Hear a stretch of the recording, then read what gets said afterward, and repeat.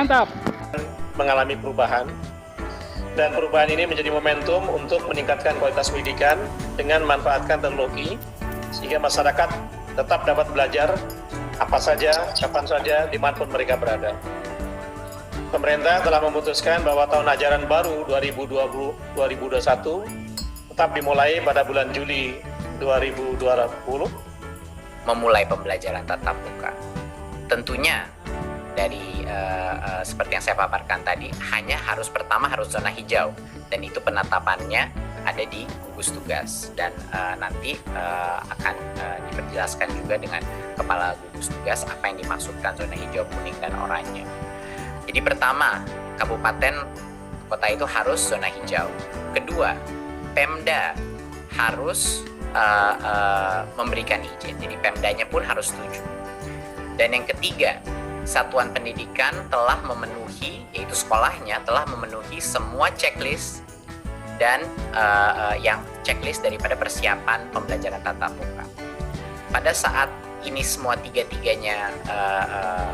tiga langkah pertama untuk kriteria pembukaan, sekolahnya boleh mulai pembelajaran tatap muka.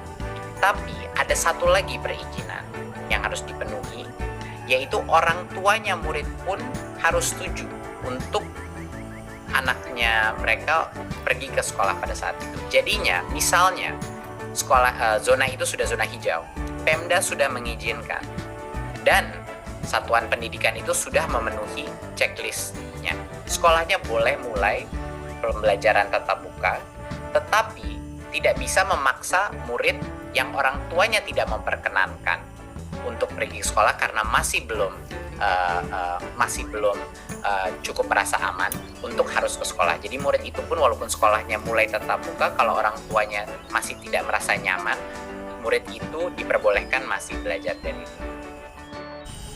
Bismillahirrahmanirrahim. Assalamualaikum warahmatullahi wabarakatuh. Apa kabar ayah, bunda, dan adik-adikku semua? Selamat berlibur ya. Ini kakak akan sampaikan kepada kalian yang baru saja live streaming dari TV di Kemendikbud ya, tentang kapan tahun ajaran baru akan dimulai. Jadi Kementerian Pendidikan dan Kebudayaan resmi memutuskan tahun ajaran baru sekolah akan tetap dimulai pada Juli 2020 mendatang. Menteri Pendidikan dan Kebudayaan Mendikbud Nadiem Makarim menyampaikan banyak yang dikorbankan saat belajar dari rumah. Namun Kemendikbud mengambil sikap tersebut karena kesehatan adalah yang paling utama. Tahun ajaran baru tidak berubah, tetap dimulai pada Juli 2020. Untuk daerah dengan zona kuning, oranye, dan merah itu dilarang ya. Dilarang untuk melakukan pembelajaran secara tatap muka, ujarnya. Dikutip dari siaran langsung YouTube Kemendikbud RI, Senin 15 Juli 2020. Yang di zona hijau, kami mempersilahkan pemerintah daerah melakukan pembelajaran tatap muka lanjutnya. Bagaimana sistemnya? Yang pertama, kabupaten atau kota tersebut harus zona hijau. Yang kedua, pemerintah daerah harus setuju. Yang ketiga, sekolah harus memenuhi semua daftar periksa dan siap pembelajaran tatap muka. Jadi checklistnya harus terpenuhi semua ya. Kemudian yang keempat, orang tua murid setuju pembelajaran tatap muka. Jadi kalau orang tua tidak setuju, tidak boleh dipaksa ya anak muridnya untuk sekolah.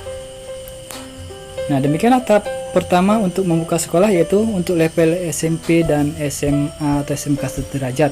Jadi baru terbuka untuk SMP dan SMA ya. SD dan PAUD belum. Nah, tahap kedua level SD sudah boleh membuka sekolah setelah 2 bulan dibuka tahap pertama. Jadi setelah SMP dan SMA itu 2 bulan belajar, baru menyusul SD. Nah, tahap kedua, PAUD formal dan non formal boleh dibuka 2 bulan setelah dibukanya tahap kedua. Jadi setelah SD belajar 2 bulan, baru diikuti oleh PAUD formal dan non formal. Kepala Satuan Pendidikan wajib melakukan pengisian daftar periksa kesiapan. Sekolah yang melalui masa transisi hanya boleh dilakukan 50% murid dalam satu kelas untuk pendidikan dasar dan menengah. Jadi hanya 50% murid ya yang hadir dan dibagi 2. Jadi yang 50% mungkin waktunya lain, yang 50% lagi waktunya lain. Jadi tidak boleh 100% hadir pada suatu saat bertemu dengan guru dalam proses belajar mengajar. Ia menambahkan kegiatan berkerumun di sekolah tetap tak dibolehkan. Aktivitas seperti kantin, olahraga belum dibolehkan saat masa transisi. Kemendikbud juga membuka dana BOS untuk mendukung kesiapan satuan pendidikan. BOP PAUD dan kesetaraan di masa kedaruratan COVID-19 juga bisa digunakan untuk mendukung kesiapan sekolah.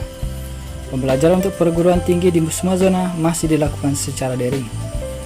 Demi kesehatan, sampai saat ini di perguruan tinggi masih dilakukan secara online terangnya. Namun mahasiswa diperbolehkan datang ke kampus untuk kepentingan khusus untuk kelulusannya. Saat ini di bawah 90 kabupaten yang berzona hijau. Kalau Pemdanya setuju, diperbolehkan untuk pembelajaran tatap muka katanya. Saat zona hijau berubah kuning, jadi diulang lagi dari awal dengan belajar dari rumah. Imbuh Nadiem Makarim. Oke, semoga ketetapan ini dapat dijalankan oleh semua aktivitas pendidikan dan kita dukung pemerintah. Semoga pandemi COVID-19 ini segera berlalu dan dunia kembali menjadi lebih baik lagi. Oke, semangatnya adik-adik. Terima kasih sudah menonton. Salam dan selamat datang. Jazakumullah khairan jazaa. Assalamualaikum warahmatullahi wabarakatuh.